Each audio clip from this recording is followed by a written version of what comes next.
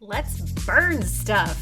I have some leftover chiffon fabric and I'm going to try making fabric flowers by burning the edges for the very first time and document it all here.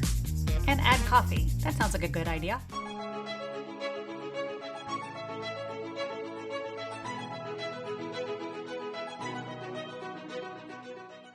I want my finished flower to be 2.5 inches, so I've measured 5 inches and folded it in half, and then folded it in half again, and that way I can save time in cutting out 4 separate pieces. And then fold it in half again. My goal is to end up with 4 separate circles.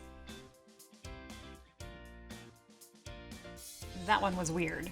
They don't have to be perfect, but they shouldn't look weird. Anyways, layer them on top of each other and then make 4 cuts. And then repeat the whole process with the black fabric to make 4 more black petal pieces. Fire time! I'm so excited. Not just my brand, I actually am. Carefully pick up one flower piece. I'm using tweezers because it's fire and it is hot, and then dangle it over the flame. Seriously guys, this was so cool. I was astounded at how well this was turning out. And yes, I'm wearing a Blockbuster shirt. Hold each petal of the flower pieces over the flame, not in it. We don't actually want it to catch on fire, just give it a gentle singeing. See how the corners are starting to curl? I definitely recommend the tweezers because it seems like a small, inconspicuous flame, but it was actually really, really hot, and I was not always smart, so be smarter.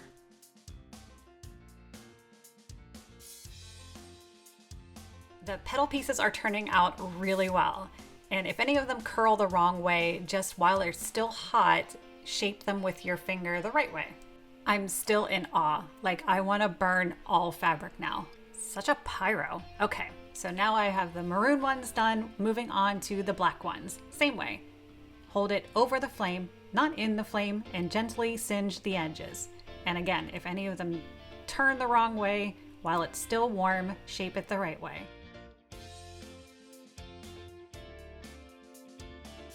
Based on how much they curled up, I arranged them from biggest to smallest. Take the 2 biggest pieces of opposing fabric colors and lay them on top of each other and arrange the petals. With your needle and thread, poke a hole in the center.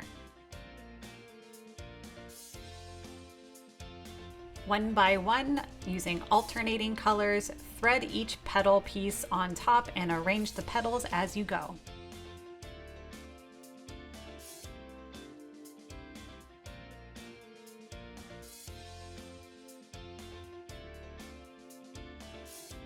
Fluff out the flower pieces the way you like it.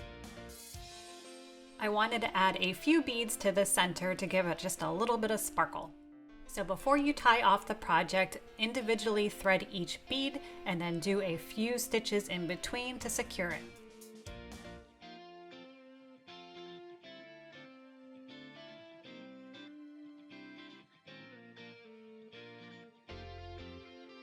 Once happy with your petal placement and number of beads in the center, you can tie off the back with just a few knots.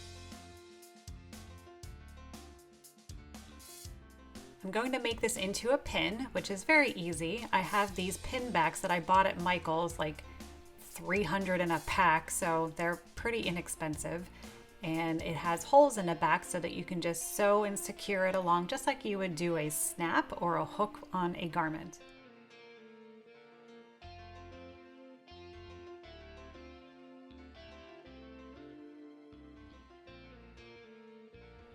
Now that it is sewn on, test it to make sure it doesn't wiggle.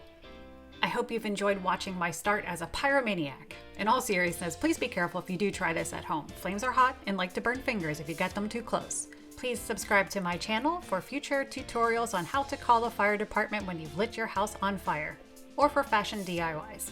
Make it a great day.